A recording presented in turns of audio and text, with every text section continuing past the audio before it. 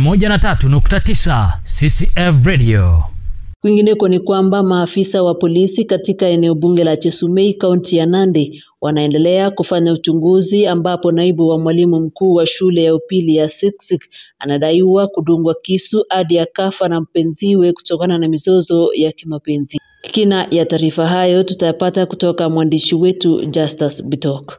Akithibitisha kisa hicho, mkuu wa polisi eneo la Nandi ya Kati Doris Chemos amewarai wanandoa kusuluhisha tofauti zao kwa njia za kisheria na kuepuka kuchukua sheria mikononi mwao. Kulingana na majirani, wawili hao wamekuwa wakisosana mara kwa mara kutokana na mizozo za kinyumbani. Ile jacket yake, yani ile awache hiyo jacket, awache bibi, kwa sababu bibi amekwamilia hiyo jacket yake. Bibi aliona huyu mzee wangu ni kama ameponyoka.